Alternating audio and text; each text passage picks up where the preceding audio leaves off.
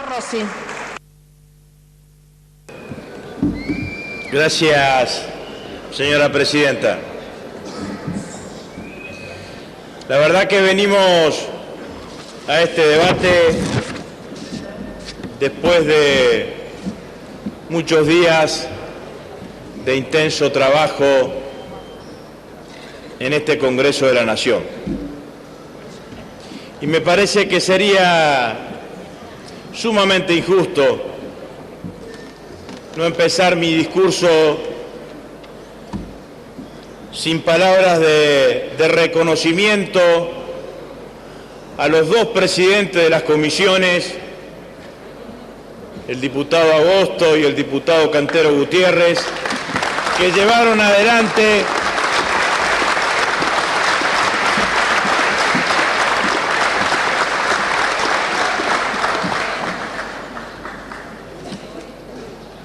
un arduo trabajo en donde quedó expuesta su firme tolerancia, vocación de diálogo, su claro espíritu republicano. Expreso en ello mi reconocimiento a todos los diputados integrantes de la Comisión de Presupuesto y Hacienda y de la Comisión de Agricultura. Durante la semana pasada, en esos 5 días, en donde recibimos, como decía el diputado Cantero, a muchísimas instituciones, escuchamos sus posiciones, sus reclamos, su mirada sobre esta problemática. Algunos dijeron que fue desorganizada, que fue desprolija, pero ciertamente nosotros terminamos esa primera semana satisfechos de que todos aquellos que buscaban en el Parlamento un lugar en donde decir lo que querían decir, en donde expresar lo que querían expresar, lo hubiesen encontrado. Junto con esto, los diputados de nuestro bloque recibimos en nuestros despachos, en nuestras oficinas, productores, intendentes, instituciones empresarias, organizaciones del agro. Hemos recibido y dialogado absolutamente con todos. Terminó esa semana con satisfacción, como decía, y empezamos esta semana que estamos terminando con la firme convicción de que teníamos que ponernos a trabajar sobre la cuestión que tanto nos debe ocupar absolutamente a todos, que además de escuchar las demandas debe ser legislar. Y salimos desde el bloque oficialista con una idea clara de lo que teníamos que hacer esta semana. Tratar la problemática de las retenciones móviles, abordar un viejo anhelo de las entidades del campo, especialmente de Federación Agraria, que era la reforma de la ley de arrendamiento, y trabajar sobre otro proyecto al cual no pudimos llegar, pero seguramente lo haremos en las próximas semanas, que es gravar con el impuesto a las ganancias a aquellos pools financieros agrícolas.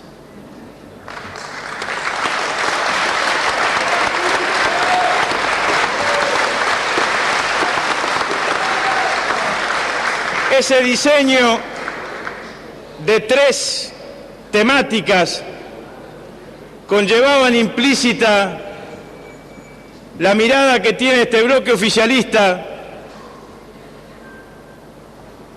sobre el conjunto del sector agropecuario. Buscamos aportar y reformular el proyecto enviado por el Ejecutivo en el sentido de dejar en claro que buscamos que se gravase con una alícuota diferencial alta a los que mayor escala de producción tienen y que se dejasen fuera de ese gravamen a los pequeños, medianos productores de nuestra Argentina. Trabajamos en la reforma de la ley de arrendamiento en el mismo sentido, señora Presidenta, en el sentido de construir una herramienta legislativa que impida que el trabajo de la agricultura, que el negocio de la agricultura, que la renta de la agricultura quede en pocas manos y que busquemos desde diferentes miradas y con diferentes herramientas construcciones legislativas que nos permitan avanzar en este sentido. Lo mismo hicimos, o el mismo objetivo tenía la presentación del proyecto sobre el pago de impuestos a las ganancias de los pools de siembra. Y así nos pusimos a abordar el primero de ellos, señora Presidenta. Y la verdad que cuando al principio de la otra semana, cuando apenas la Presidenta de la Nación había tomado la decisión de que el Parlamento discuta y debata esta problemática, que algunos aventuraban que el paso por este Congreso iba a ser un paso rápido, esa descalificación que se nos hace al bloque oficialista de Escribanía, que íbamos a aprobar todo a libro cerrado, la verdad que deberán reconocer que al menos los que aventuraron eso equivocaron el diagnóstico. Reformulamos, señora Presidenta, todo el sistema de compensaciones y de reintegros. Lo hicimos de tal manera que más, y permítame leer,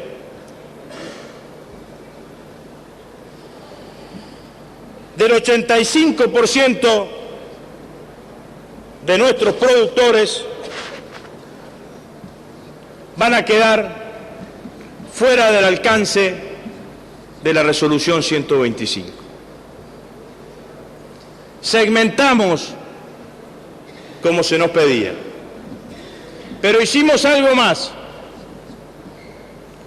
En un reclamo de intendentes, productores, presidentes comunales, entidades agrarias, pusimos la mirada más aún en aquellos productores más pequeños, aquellos que antes del 11 de marzo, como todos, pagaban una retención del 35%. Nos explicaron y escuchamos que ya en ese momento se les hacía difícil, que tenían problemas o inconvenientes, pero por sobre todas las cosas entendimos la necesidad de contemplar la escala.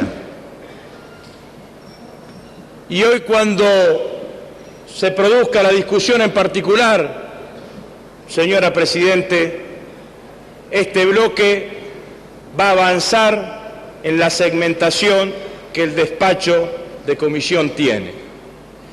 Y todos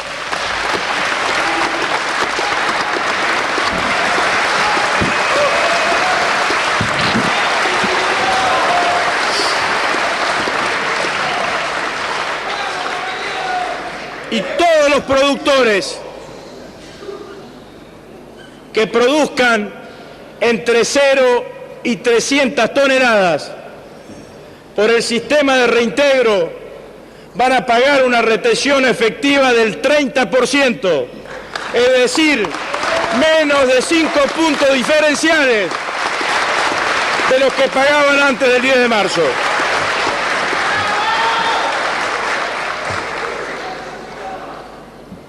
Los productores entre 300 y 750 toneladas van a pagar el 35% de retención, lo mismo que pagaban el 10 de marzo. Los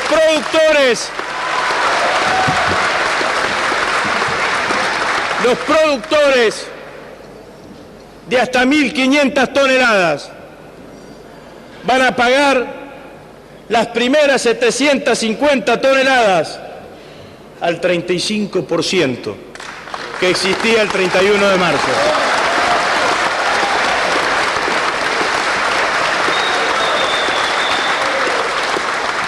La diferencia entre lo que produzcan, menos de 1.500 y las 750, lo van a hacer con el diferencial, la alicuota que indique el sistema de retenciones móviles de la resolución 125.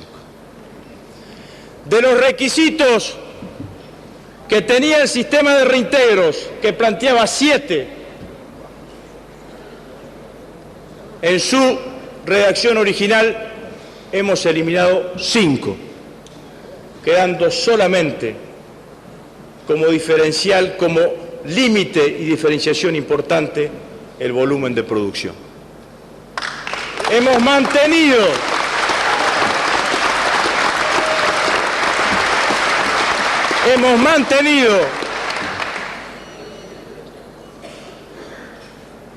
la resolución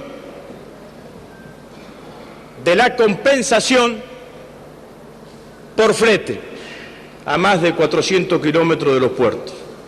Quiero detenerme un minuto en esto, señora presidenta. Esta fue una decisión del Poder Ejecutivo Nacional que a veces, a mi criterio, no tuvo el encuadre ideológico que merecía. La compensación por flete en la Argentina fue eliminada en el año 91. Gobernaban Menem y Cavallo. Menem y Cavallo no solo no compensaban el flete para las provincias extrapampeanas. Menem y Cavallo consideraban en ese momento que muchas provincias como Santiago del Estero, como la misma Catamarca, como Tucumán, como Salta, como Jujuy, eran provincias inviables.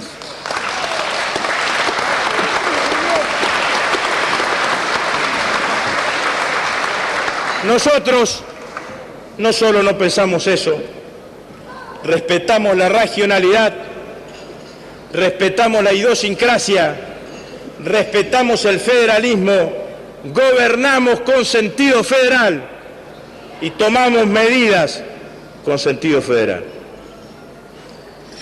Hemos ampliado esa compensación por flete a algunos lugares que nos habían quedado fuera en su redacción original. Norte de la provincia de Córdoba, norte de la provincia de Santa Fe, norte de la provincia de Entre Ríos y una serie de departamentos de la provincia de Buenos Aires y la totalidad de la provincia de La Pampa. Y la totalidad de la provincia de La Pampa. Así es, señora presidenta, que estamos llegando a este debate en este recinto. Algunos señores diputados han dicho que muchas veces se dijeron inexactitudes. Puede ser. Voy a leer algunas que también se dijeron. Saben ustedes que la soja hoy está cotizando en los mercados internacionales casi $600. Cuando, por encima de los $600. Cuando el Poder Ejecutivo de la Nación modificó la resolución 125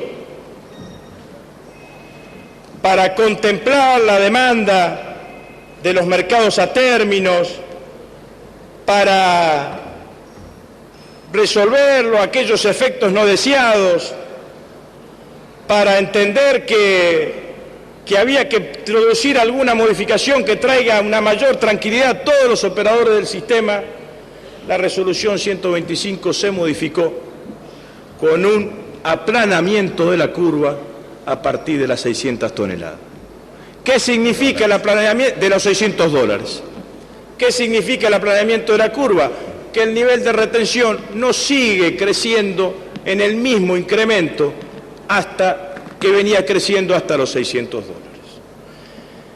En ese momento, muchos hombres que saben mucho, a los cuales respetamos sus conocimientos, descalificaron esa medida,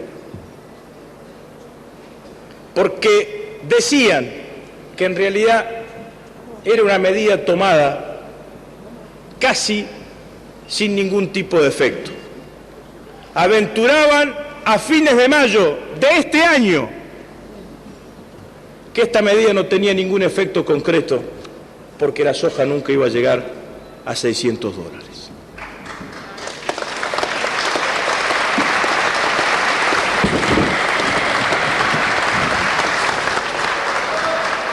El señor Mario Llambías, con todo respeto, decía el 30 de mayo del 2008, lo vemos mal. El 29 de mayo el jefe de gabinete anunció la modificación. La curva se modifica en un nivel de precios muy difícil de alcanzar. Fernández volvió a atacar a la soja, demostró que no sabe nada de lo que habla. El 30 de mayo en el diario La Prensa. Las medidas oficiales no sirven, ya que se modificaron algunos puntos y es muy difícil que los precios, entre comillas, de los granos lleguen a los topes propuestos por el gobierno. Así hablamos del sexo de Los Ángeles. Tenemos la oportunidad de descubrirlo, porque llegamos a los $600.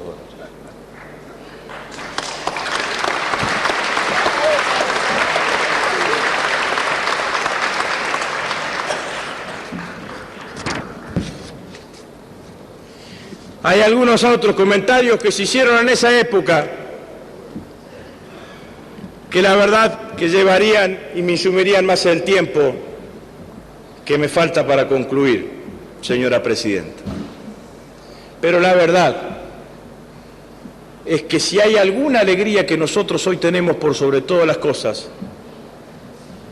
después de haber debatido durante todo este tiempo, durante más de 100 días, que casi ninguno de los proyectos alternativos que se plantearon en este Congreso dejan o critican el sistema de retenciones móviles. Todos sabemos que estamos inmersos en un sistema, en un mundo financiero internacional, en donde el precio de los commodities crece día a día. Y que quizás en cualquier momento estemos en aquellos valores que este mismo sistema de la resolución 125 fija, arriba de los $700 de la soja como tope para el funcionamiento del sistema, que después habrá que rediscutir si la soja llega a ese nivel internacional. Y la verdad que la decisión de fijar retenciones móviles fue un acierto, y día a día que pasa, el acierto queda convertido, porque la realidad lo certifica, de que era un sistema necesario, que va a dar mayor previsibilidad y que le va a permitir al conjunto del sector y al conjunto de la economía argentina funcionar mucho mejor. Y quiero decir algo más sobre este tipo de cuestiones. Hay una única manera de permitir que la Argentina, el pequeño y el mediano productor, tenga posibilidades de competir con los grandes pools de siembra. La manera es que el pool de siembra pague una tasa diferencial de retenciones alta y el pequeño productor pague una tasa absolutamente menor. Bajar la curva, aplanar la curva, absolutamente para todos por igual, es claramente un error. No resuelve el problema.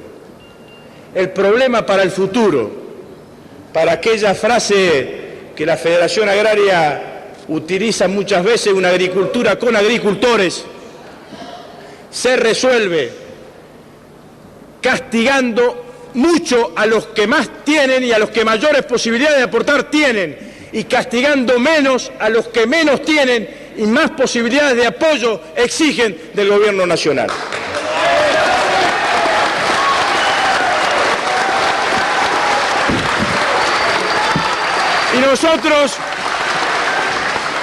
Y nosotros, desde este bloque oficialista,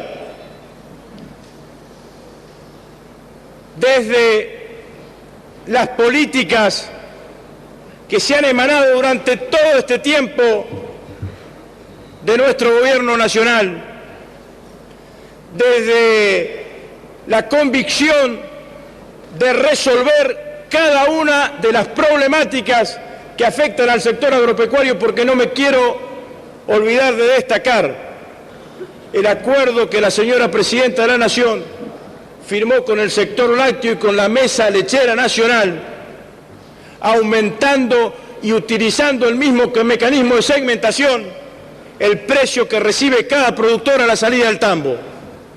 Se nos decían que estuvimos muy preocupados por la soja durante todo este tiempo, y es cierto que nosotros estuvimos debatiendo aquí.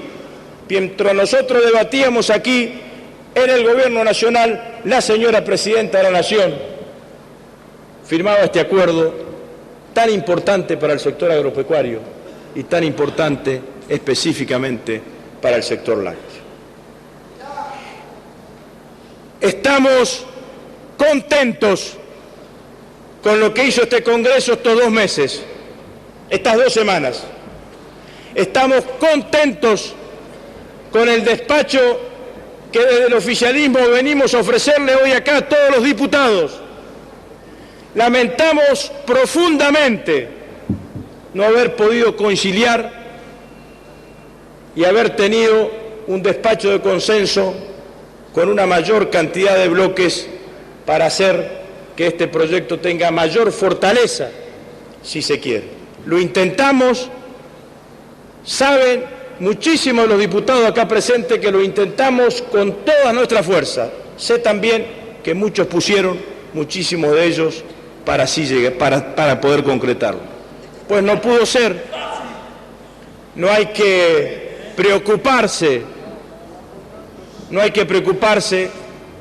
por no alcanzar a veces consensos máximos, pero sí nos puede quedar como no solo como consuelo, sino como máxima, que la realidad que muchos diputados acá presentes podemos disentir en 1 o 2 o 3 aspectos distintos, pero ciertamente podemos llegar a compartir una mirada común sobre la problemática agropecuaria. Señor presidente,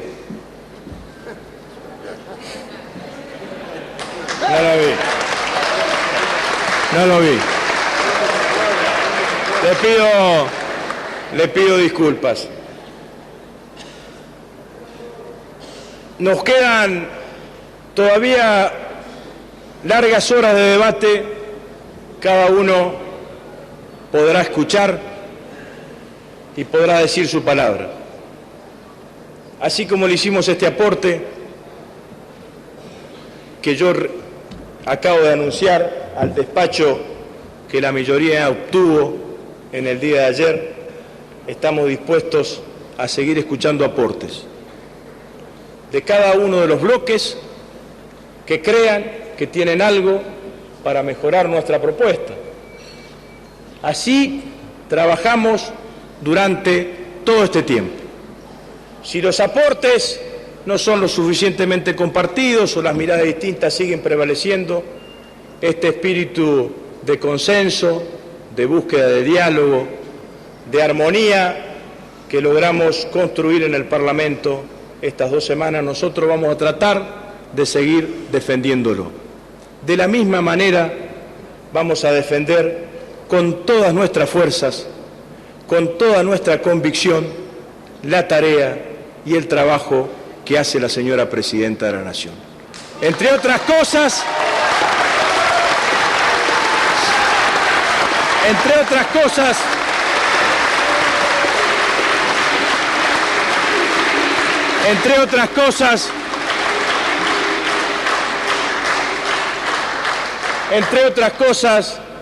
esa alegría que todos demostramos y aplaudimos por la liberación de Ingrid Betancourt, yo quiero decir con muchísimo orgullo de argentino que no hubo otro presidente más, fuera del de Colombia y el de Venezuela, que haya trabajado tanto por la liberación de Ingrid Betancourt que la presidenta Cristina Fernández de Kirchner. Muchas gracias, señor presidente.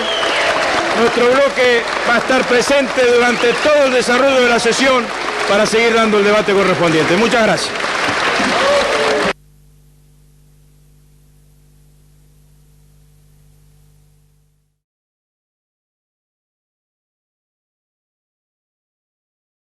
Tiene la palabra el señor diputado Agustín Rossi. Gracias, señor presidente. La verdad que nosotros, como lo han dicho todos los diputados preopinantes de nuestro bloque y de bloques que han adelantado su opinión favorable a esta iniciativa, venimos con muchísima alegría a este debate, con un sentimiento de alegría y también con un sentimiento de justicia.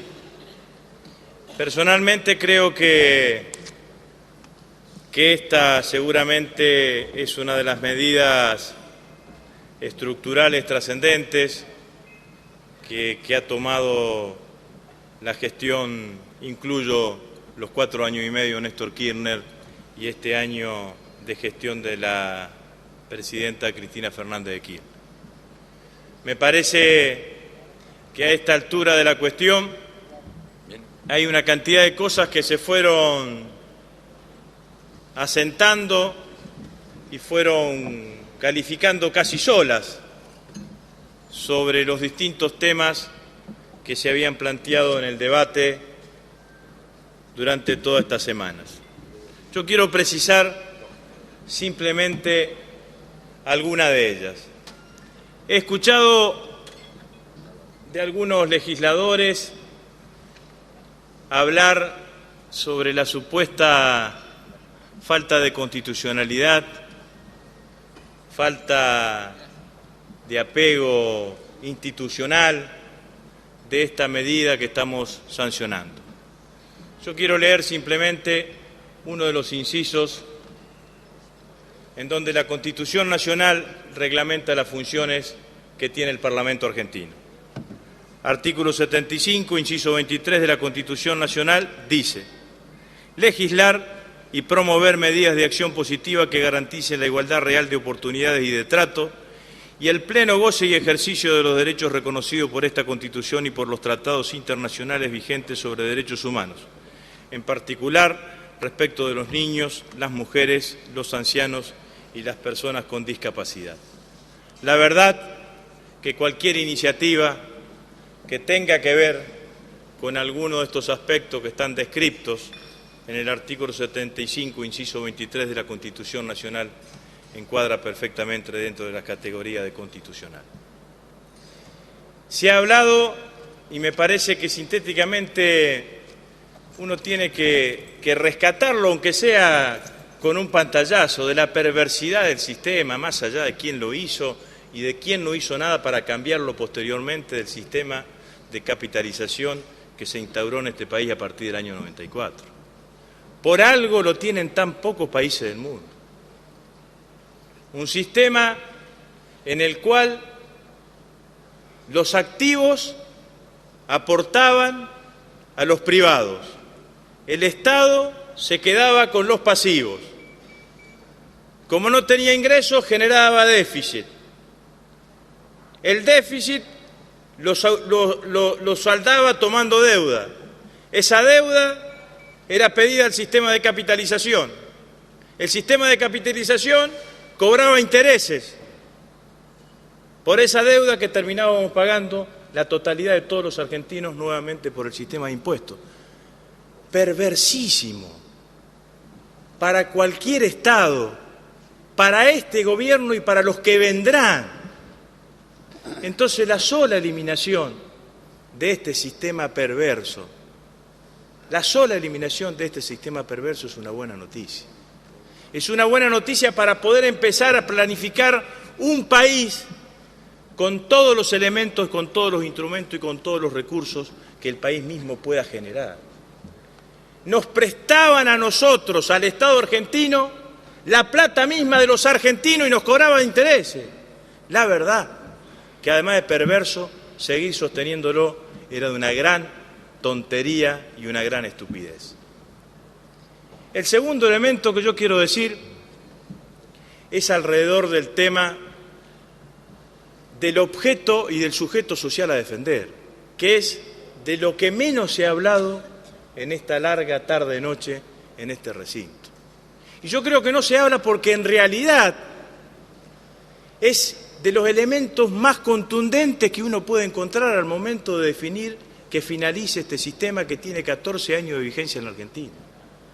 No hay ningún ejercicio matemático, ni actual ni futuro, que diga que un argentino que en las mismas condiciones se jubila por el sistema de capitalización va a cobrar igual y menos aún más que el que se jubila por el sistema de reparto.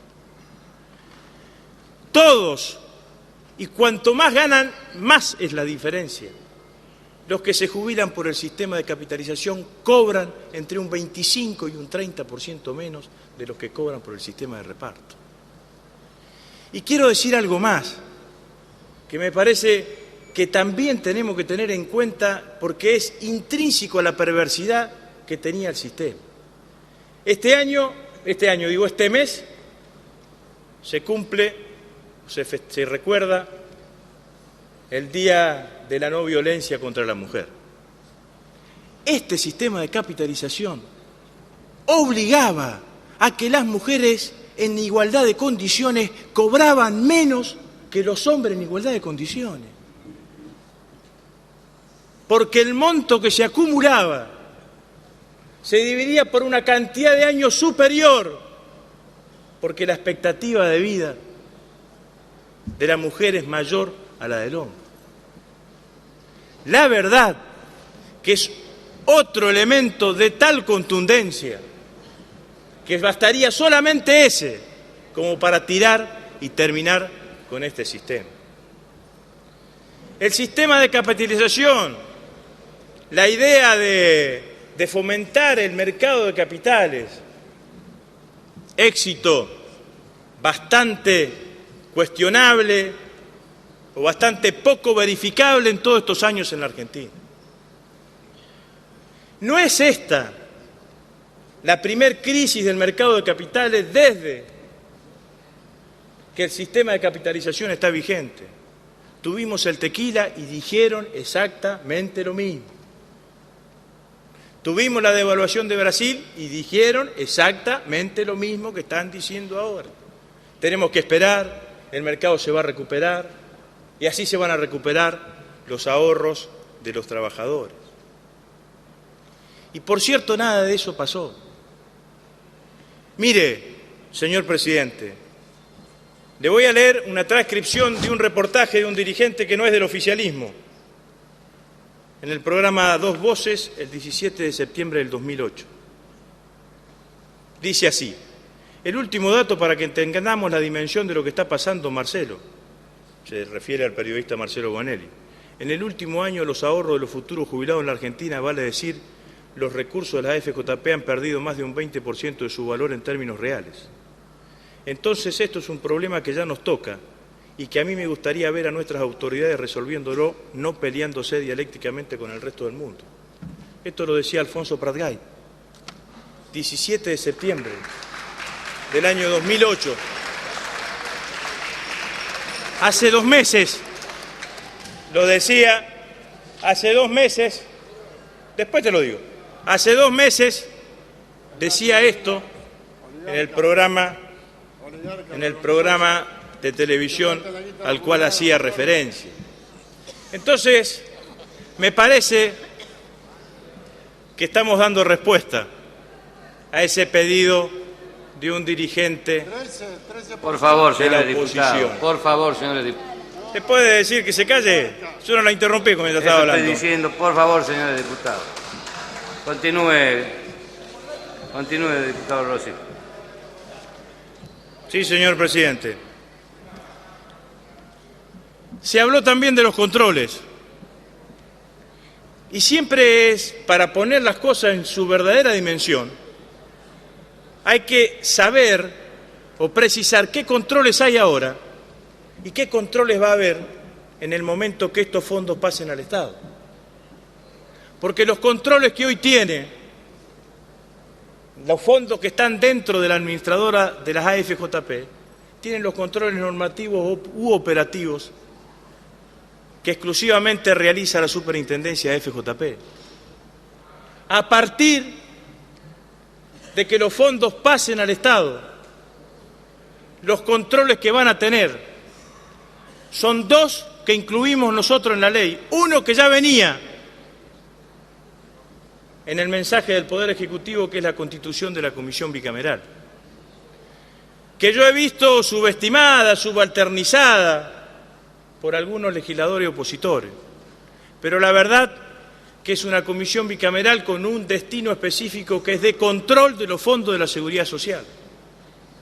Hemos incorporado también en el artículo 11 una demanda de muchísimos bloques de la oposición que también estaba en nuestro propio bloque y que también a fuerza de ese cintero estaba incluido en un decreto, que fue el decreto que creaba el Fondo de Garantía de Sustentabilidad del Sistema de Previsión y Seguridad Social dentro del ANSES, que es la creación del Consejo Consultivo, con la participación de todos los actores más representativos de la sociedad, empezando por las organizaciones de jubilados y pensionados, con representantes de las asociaciones de bancos, con representantes de las organizaciones empresariales y con representantes de las organizaciones gremiales de trabajadores.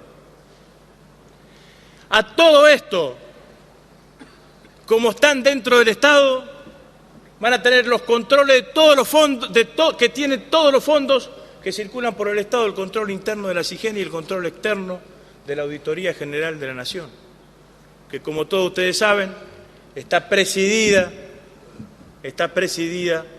por un hombre que es propuesto por el principal partido de la oposición.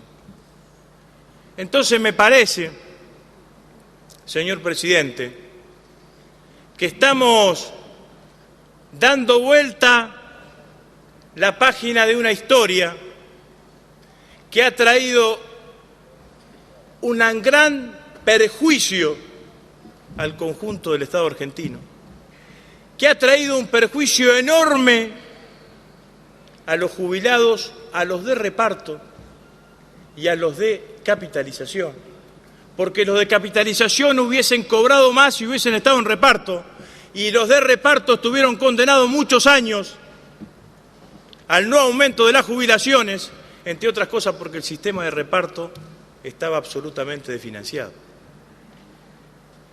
Se ha puesto en dudas en muchísimas oportunidades el destino, el objetivo de los fondos, de que para qué hacemos esto, de que por qué hacemos esto, y nadie reconoció ni rescató que la verdad que este es el primer gobierno en muchísimos años que puede demostrar una administración del sistema de seguridad social superavitaria.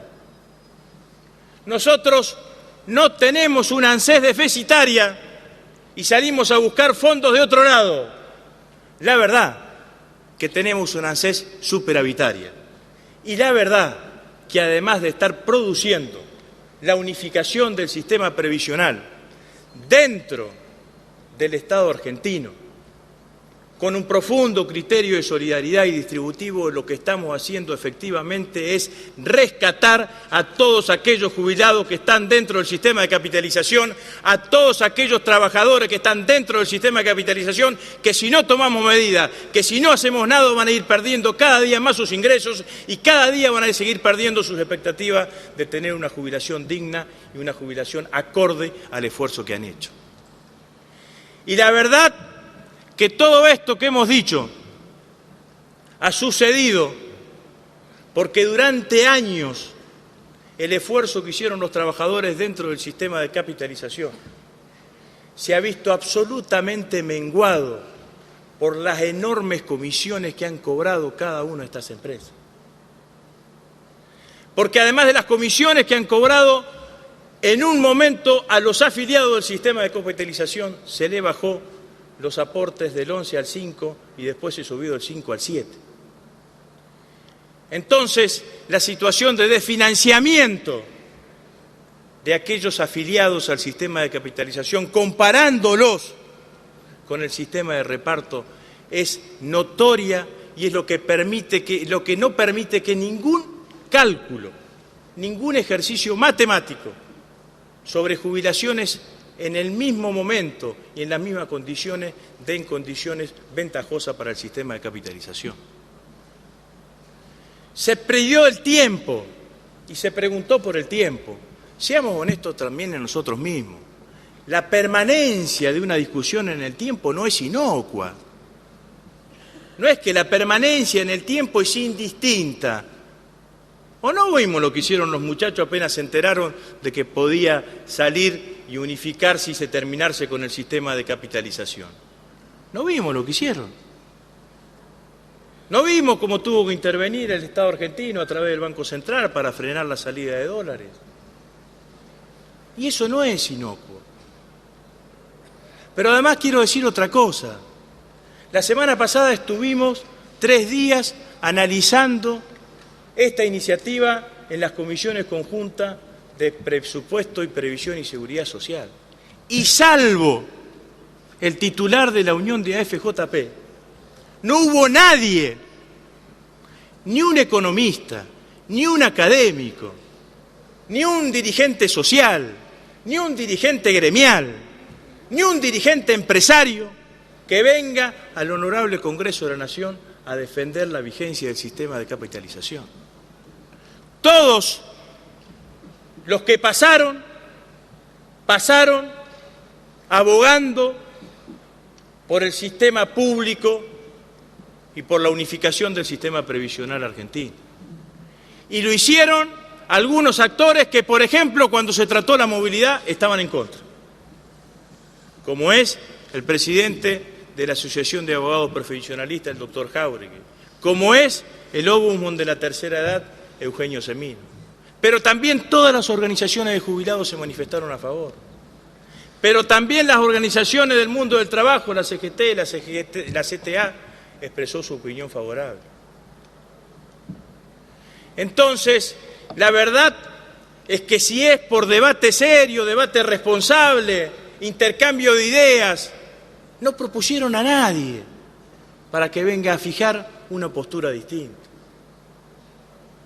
Eso sí, yo sé que no fue de acá adentro, pero de afuera del recinto, las descalificaciones, los insultos, los agravios, el permanentemente intento de hablar sobre lo subjetivo de la intención del proyecto, estuvieron permanentemente en el debate.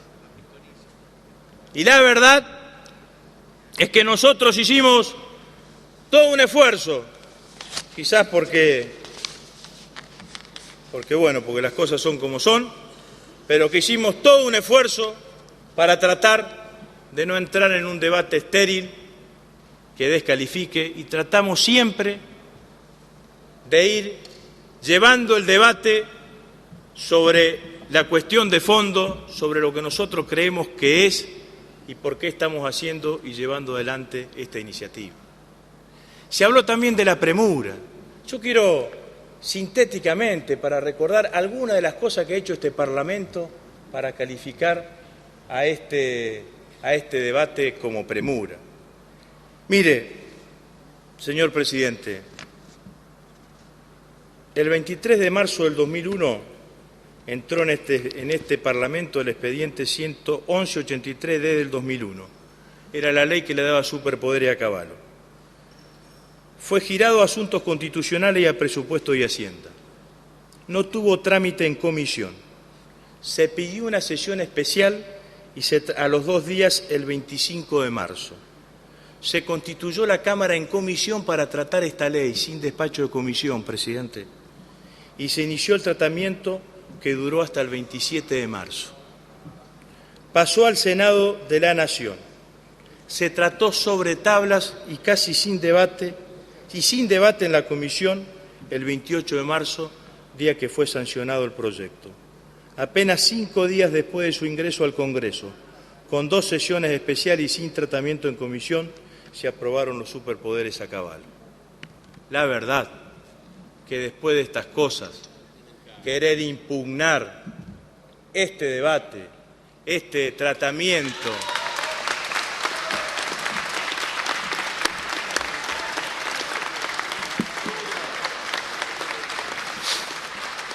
que se dio con muchísima franqueza y tratando de nuestra parte de buscar los mayores niveles de diálogo y de consenso posible, porque esto también hay que ser honesto entre nosotros mismos, digamos.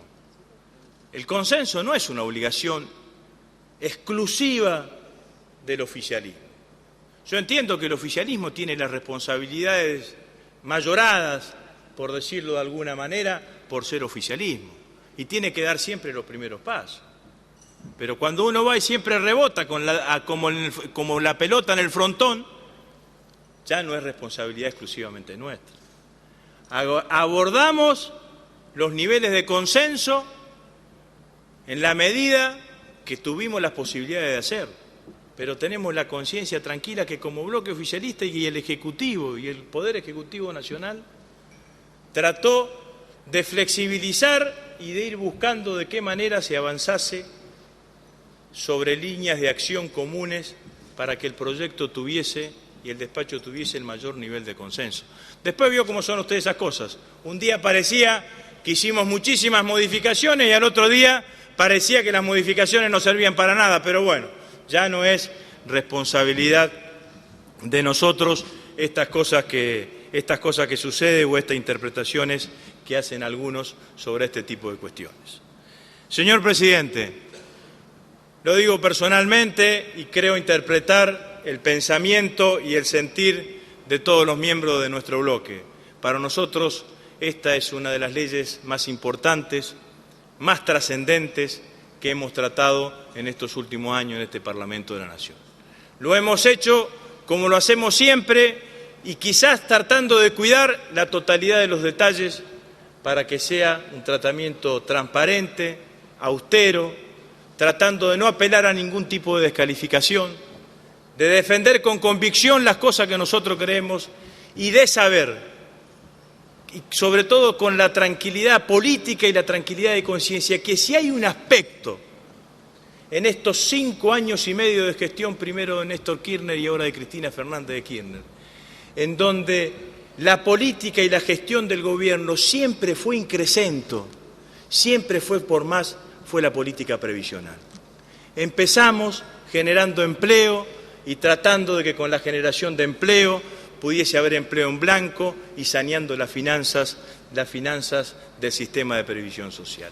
Nos dimos cuenta que había una cantidad de argentinos que habían quedado afuera de la posibilidad del sistema de seguridad social de tener una jubilación, algunos porque no habían completado sus aportes, otros porque no habían tenido nunca la posibilidad de trabajar en blanco y lanzamos esa fenomenal moratoria que nos permitió tener 1,5 millones de jubilados más en nuestra Argentina.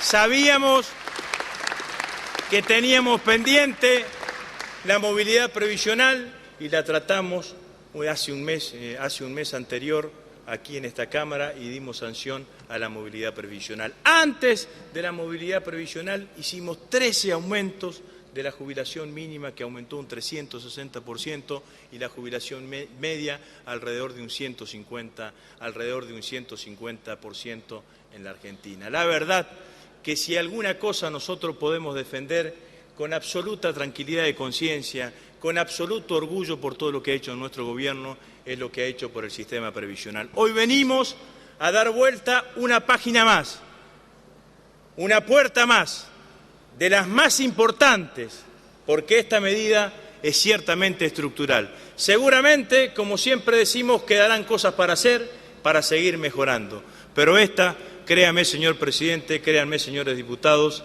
es de las puertas más importantes que podemos empezar a dar vuelta. De los regalos que nos dejó la década del 90, de las bombas que había que desactivar que nos dejó la década del 90, esta es una de las bombas que había que sacársela de encima cuanto antes. Muchísimas gracias, señor presidente.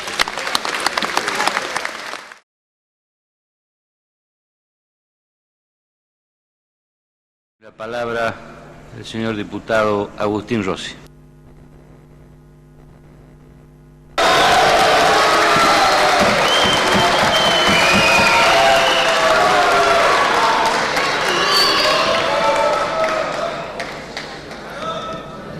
Gracias, señor presidente. La verdad que me disponía a hacer un discurso de cierre más calmado. Los dos oradores que me precedieron en el uso de la palabra hacen que uno tenga que hacer un esfuerzo profundo para que esto fuese así. Lo primero que quiero aclarar, porque la verdad que nos ofendió con la complicidad o con la denuncia de complicidad alrededor de la comisión para investigar los supuestos delitos cometidos por las exportadoras. Nuestro bloque tiene designado todos los integrantes. Bernaza Claudia, Montoya Jorge, cuando era miembro de este bloque, Recalde Héctor. Faltan designar 3 diputados de los bloques de la oposición. Por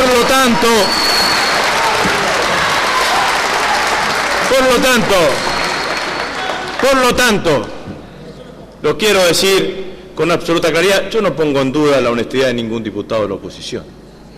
Sí nos gustaría que ustedes tampoco pongan en duda la honestidad y la honorabilidad de los diputados del oficialismo. La verdad que se nos podrá decir muchas cosas a los diputados del oficialismo. Por ejemplo, lo que quieran, pero nadie puede decir que ha venido acá, a este Parlamento, ningún argentino, a decir que ha venido con una maniobra espuria para fomentar una ley o para impedir la sanción de una ley. Este bloque del Frente para la Victoria ha defendido cada una de sus posiciones políticas con honestidad ideológica y con honradez moral de cada una de las situaciones.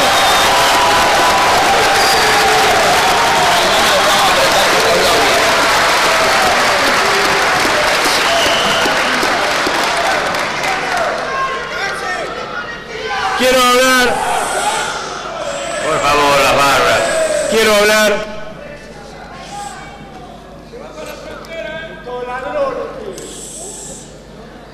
Quiero hablar ahora, después de descargarme un poquitito,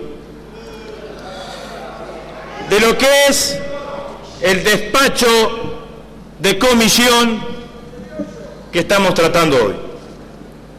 La verdad, señor presidente, que cuando nos pusimos a pensar que llegaba este 24 de agosto y la situación de las leyes delegadas seguía siendo la misma que los 24 de agosto anteriores, nos pusimos a ver de qué manera nosotros podíamos saldar esta situación. Pensamos en muchísimas variables. La variable del tiempo era una de ellas. La verdad que cuando propusimos un año de prórroga y nos comparábamos con que los constituyentes le dieron a Carlos Menem 5 años, el Congreso de la Nación le dio a Fernando de la Rúa 3, que es lo mismo que a Cavallo le dieron 8, 5 más 3, 8, que después tuvo prórroga de 2 años y una última prórroga de 3 años. Nos parecía un plazo absolutamente razonable, una prórroga de 1 año de todas las facultades delegadas.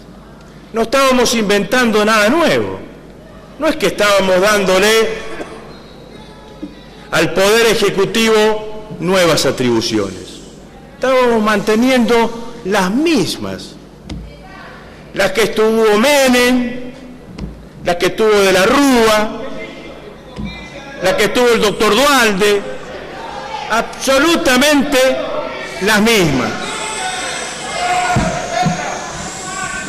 Por favor, Las Vargas, por favor. Esa situación nos parecía que ameritaba, y sobre todo ese profundo llamado al diálogo que hizo la Presidenta de la Nación el día 9 de julio,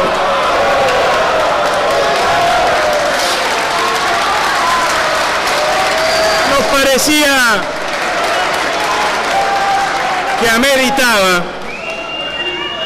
parecía que ameritaba una prórroga de solo 1 año. La verdad que hubiésemos podido intentar otra cosa, tratar de prorrogar la facultad de delegada hasta el final del mandato de la Presidenta.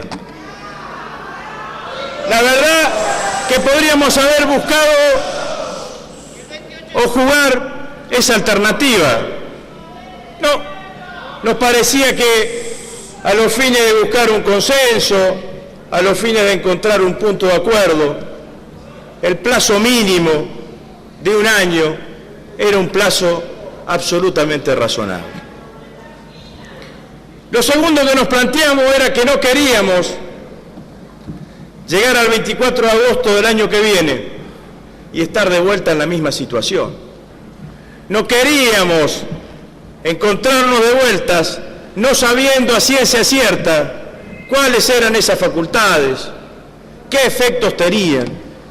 Y entonces propusimos la creación de esta comisión, ya no la comisión del digesto, que es el ordenamiento de todas las leyes, una comisión que se dedique a analizar cada una de esas 1900 leyes, que clasifique, califique y que junto con esto pueda enviar el informe al Congreso de la Nación para que sea el Congreso de la Nación el que determine qué facultades tienen que volver a manos de este Parlamento y qué facultades tienen que estar en manos o seguir estando en manos del Poder Ejecutivo Nacional. Por favor. La verdad que junto con esto y con ese proyecto, que son las cosas básicas que nosotros planteamos en nuestro proyecto, nos propusimos charlar y dialogar con todos los bloques. La verdad que nos encontramos con 2 posiciones. Una posición de distintos bloques que nos planteaban una modificación y un diálogo sobre la prórroga de las facultades delegadas. Cómo se mejoraba, cómo se condicionaba, cómo se controlaba más, distintas situaciones. Y nos encontramos con otros bloques que nos plantearon otra discusión. Podemos votar la prórroga de las facultades si bajamos las retenciones agropecuarias. Fueron 2 situaciones distintas. La verdad que esto es así. Esta es la realidad. Nunca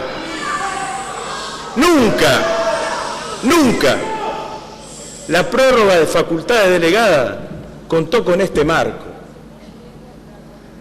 Pasó que esta vez un periodista inteligente, a veces editorialista de un diario importante, publicó un día que el 24 de agosto se terminaban las retenciones. Hizo un análisis perfecto sobre lo que significaba la prórroga y la caída de la vigencia de la prórroga de las facultades delegadas, pero concluyó mal.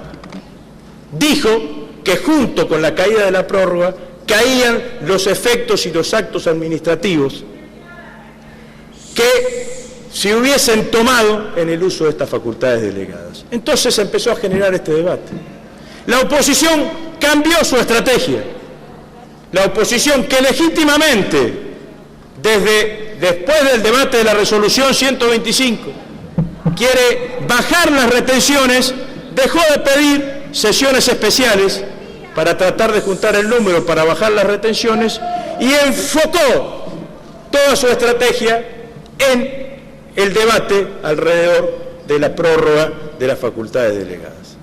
La verdad que hubo un gran error, y esto lo quiero decir porque la verdad que hasta casi me da un poco de no sé qué. Si mañana,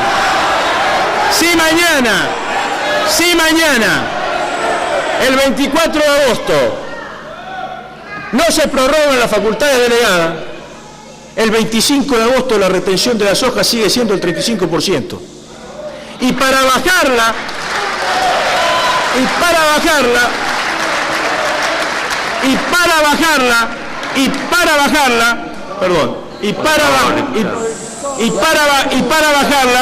hay que construir una ley, tener los 129 votos para hacerlo. También lo pueden hacer. Diputado Abad, respetuosamente. También lo pueden hacer, y no lo han hecho porque no han podido. También lo pueden hacer ahora, por favor, sin necesidad y sin el condicionamiento de esta votación. Entonces, señor presidente, yo quiero decir con claridad que estamos en dos discusiones distintas.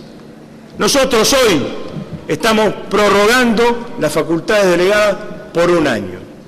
Le hemos introducido al despacho, a sugerencia de los bloques del sí, del Proyecto Sur, de Encuentro, de la Concertación, del bloque Forja, una serie de modificaciones al despacho de comisión. La más importante a mi criterio es la obligación de que todas las subdelegaciones estén en cabeza del jefe de gabinete. A partir de esta modificación, toda resolución, todo decreto que se tome en la administración pública, en cualquier orden, tiene que estar refrendado por el jefe de gabinete y por lo tanto enviado a la Comisión Bicameral de Tratamiento de Trámite Legislativo, que es donde se tratan los decretos de necesidad y urgencia y los decretos delegados. La verdad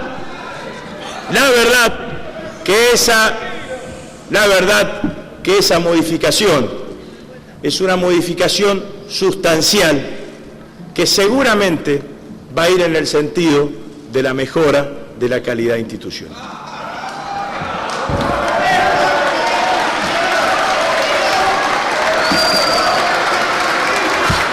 Dicho esto, señor presidente,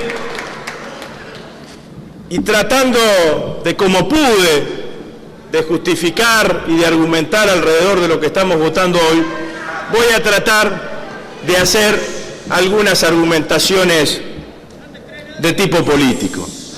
Yo lo quiero decir con claridad. Nosotros hay dos cosas que no vamos a hacer, o al menos son cosas contra las cuales nosotros vamos a tratar de enfrentarnos, de poner nuestra propuesta, de combatir en el caso de que sea necesario.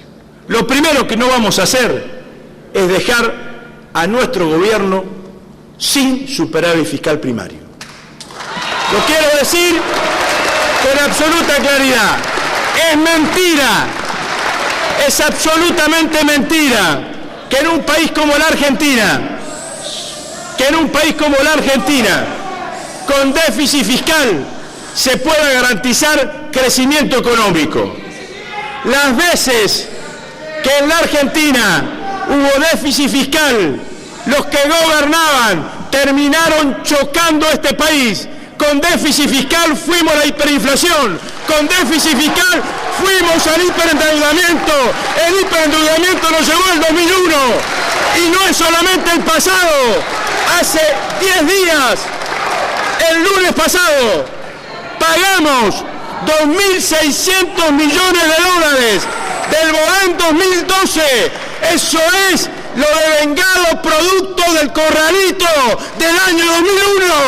Lo pagamos todos los argentinos.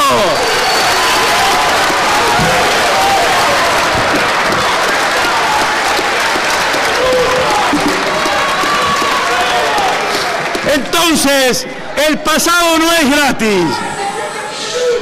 2.600 millones de dólares pagamos.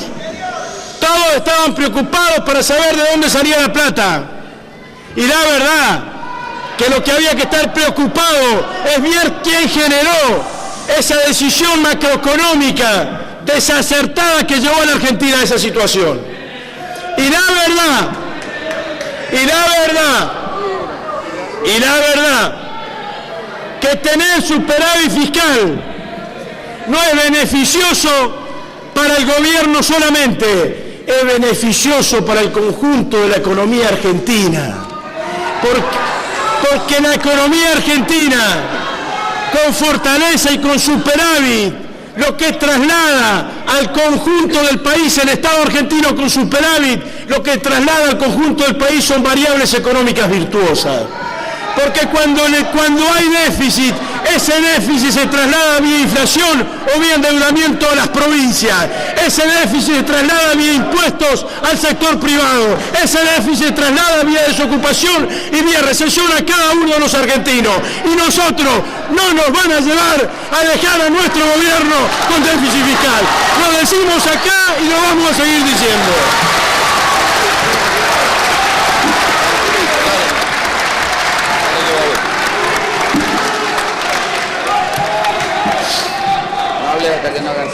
Lo otro que quiero decir, se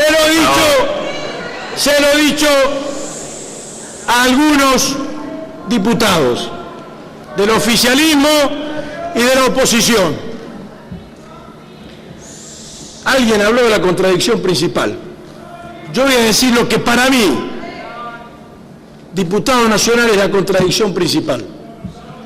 Hoy no es oficialismo-oposición. Hoy es la política con las corporaciones. Hoy lo que se discute en la Argentina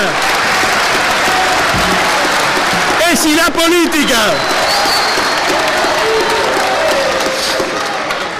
política va a tener capacidad y margen de maniobra para producir las transformaciones necesarias y va a seguir siendo una herramienta útil para llevar y mejorar calidad de vida a la gente, o si las corporaciones van a quedarse con los pedazos desparramados del Estado argentino en cada uno de los rincones de la patria. Nosotros no nos vamos a prestar al despellejamiento del Estado Nacional. Vamos a pelear por fortalecer la política. Vamos a pelear para que la política siga siendo la herramienta de cambio. La verdad que es así, señor presidente. Por favor.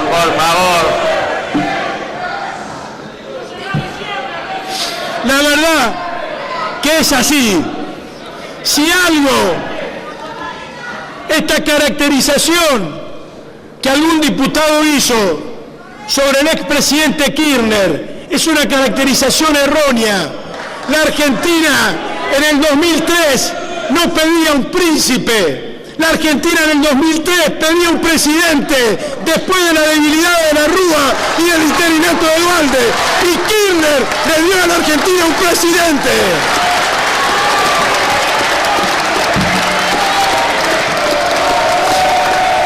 Y esto fue lo que pasó en ese momento. Y le dio también a la política nuevamente la posibilidad de ser transformadora. Y quiero decir algo más. En esta contradicción de la política con las corporaciones, nosotros vamos a dar una batalla. Pero la oposición política, los que ganaron y los que perdieron, tienen que asumir este mismo rol. La política es la que representa el interés general. No se dejen copar por las demandas unilaterales de las corporaciones, muchachos. Piensen en el país, piensen en todos nosotros.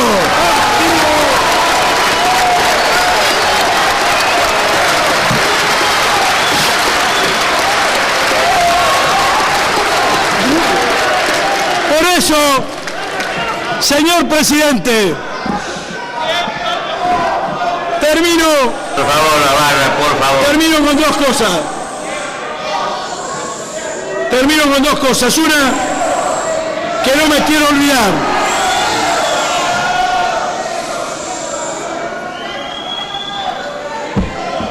En el debate, en el diálogo que tuvimos con los diputados de los bloques que nombré anteriormente, nosotros asumimos un compromiso de instalar en el Congreso la agenda de la pobreza, que incluya el debate sobre el ingreso universal y las otras alternativas que hay en el Parlamento.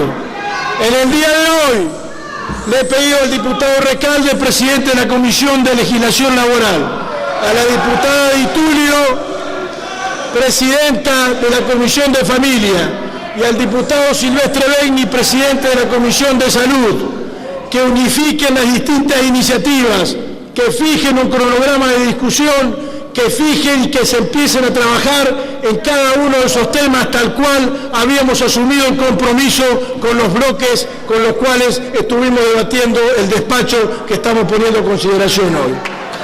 Y en segundo lugar,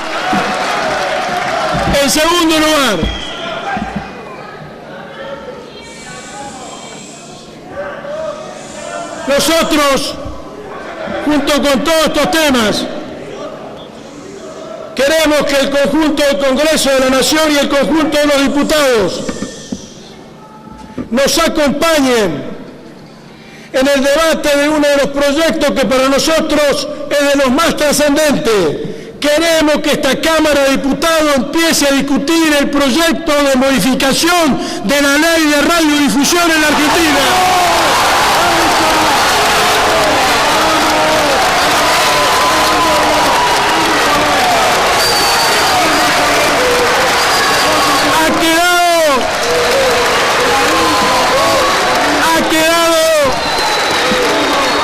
Ha quedado con los hechos que son de público, con los hechos que son de público conocimiento,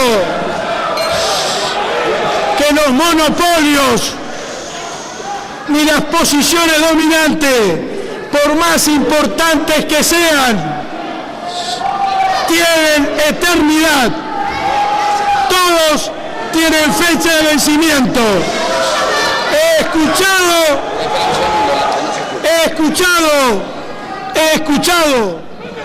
a muchos diputados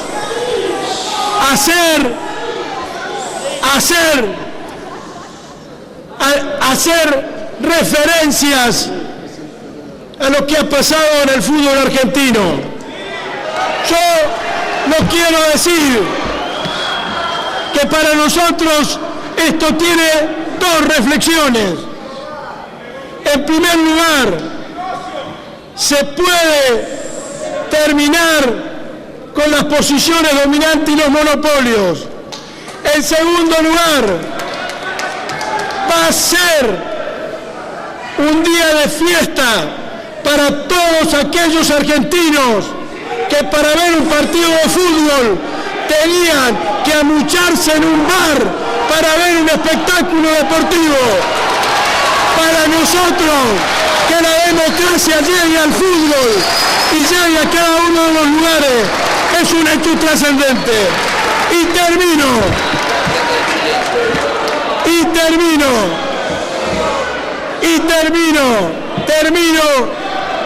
para terminar.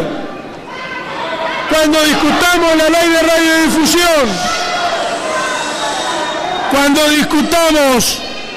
ley de radiodifusión, espero que todos los señores diputados tengamos la misma dignidad que los presidentes de los clubes argentinos que le dijeron no al monopolio. Muchísimas gracias.